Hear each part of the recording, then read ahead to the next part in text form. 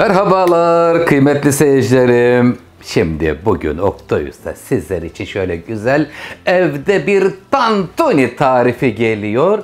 Lavaşını da kendim hazırlayacağım. Etini de kendim doğrayacağım. Tüm detaylarıyla evde yapılabilecek en mükemmel ve lezzetli bir tantuni tarifi için hazır mısınız?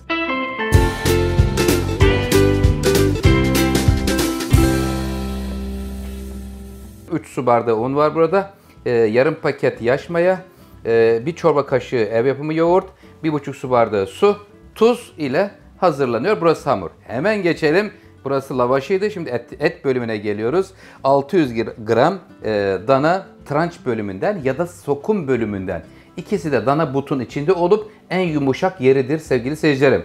Evet, 2 tane domates, yanında turşu, soğan, sumak, maydanoz, limon, sevgili seyircilerim, burada toz kırmızı biber, tüm detaylarıyla birazdan sırasıyla hepsini sizlerle paylaşacağım ama önce lavaşıyla başlıyorum. Şurayı şöyle kenara çekeceğim. Bismillahirrahmanirrahim. Evde lavaş dedi Oktayüs'ta ve tantuni dedik sevgili seyircilerim. Ortaya hemen yarım paket yaş mayayı döktükten sonra, özür dilerim, yaş maya dedim, kuru maya, yani instant maya. Özür dilerim, mayadarda bir karışıklık oldu. Kıymetli seyircilerim. Şimdi tuzunu da ilave edeyim.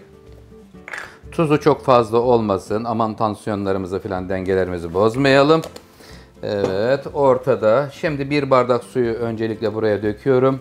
El dayanabilir ısıda bir su. Soğuk asla olmasın. Soğuk su kullanırsanız hamurlarınız hiç performans sergilemez kıymetli seyircilerim. Yumuşacık olmaz. Tam tersine takır takır, kutur kutur olur, sert olur. Ondan dolayı söylüyorum. Bakın ortadan başladım. 1 bardak suyu öncelikle döktüm. Şimdi yarım bardak daha suyum var burada. Onu da ilave edeceğim. Evet, 1,5 su bardağı su ile bir kulak memesi yumuşaklığında hamur hazırlıyorum. Yumuşak olursa un ilave ediyoruz. Sert olursa su ilave ediyoruz. Mutfakta çareler tükenmez diyoruz efendim.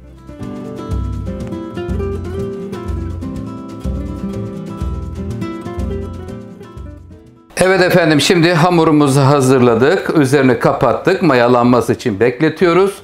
Bir parça olarak dana tranç bölümünden et aldım. Şöyle bütün detaylarıyla paylaşayım. Kıymetli seyircilerim, tranç olur, dana sokum olur. Her ikisi de olabilecek etlerden bahsediyorum. Şöyle hemen ikiye keseyim.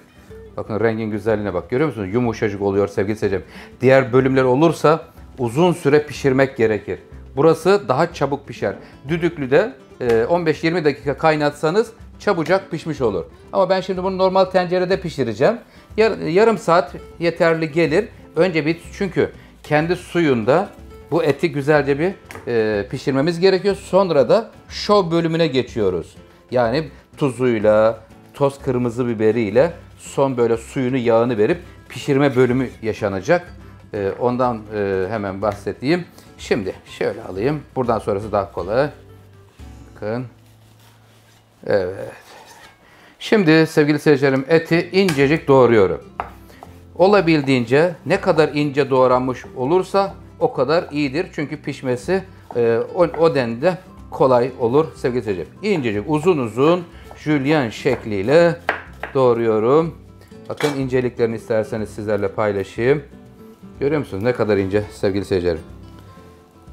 Olabildiğince incecik yapraklar şeklinde doğruyorum. Böyle olduğu vakit pişmesi de kolay olur. Hepsini doğruyorum. Sonra da tencereye alıp pişirmeyle devam ediyoruz etlerimizi.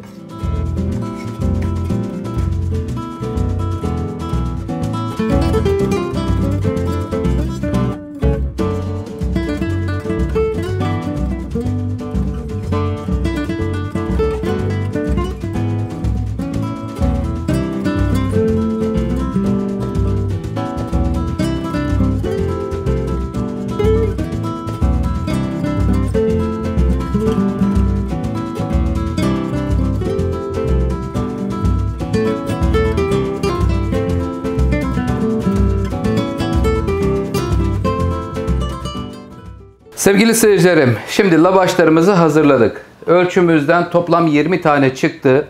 1,5 su bardağı suyu koyunca Biraz hamur cıvık oldu. 3 kaşık daha un ilave ettim. Toplam 20 tane çıkmış oldu. Lavaşlarımız bakın incecik. Görüyor musunuz? Şu güzelliğe bakın. Ev yapımı incecik lavaşlarımız hazır tantuni için.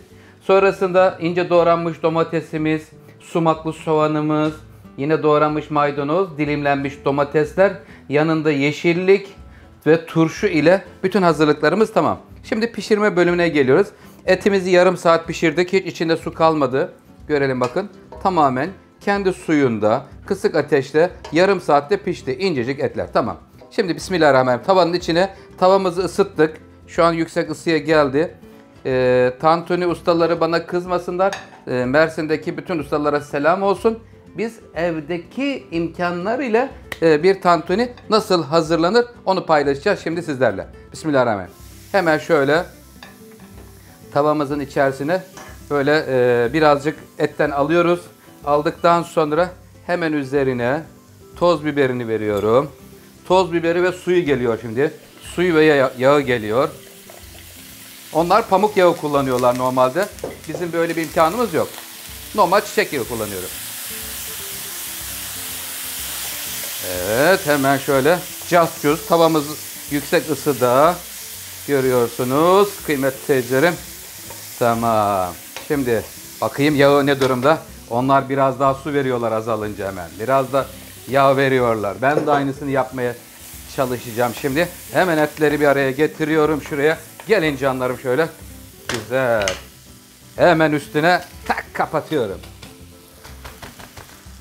Evet, onlar aynısını yapmaya çalışıyorum. Mersinli ustalarım izninizden geliyorum kıymetli ustalar. Evet efendim bakın. Oo, çok güzel, çok güzel.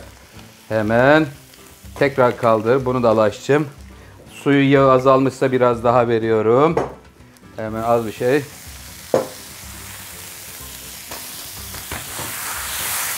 Vay be. Vay, tamam.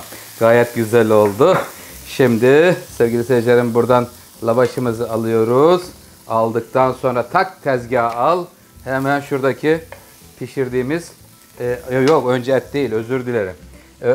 Önce şuraya soğanı geliyor.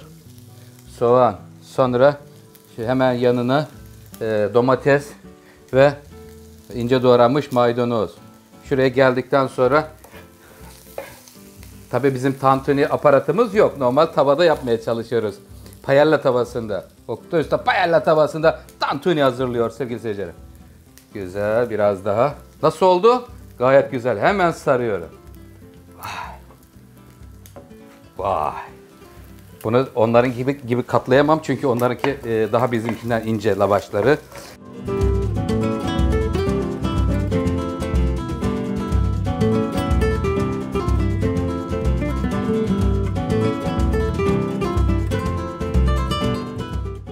Sevgili seyircilerim, ev ortamında sizler için güzel tantuni hazırladım.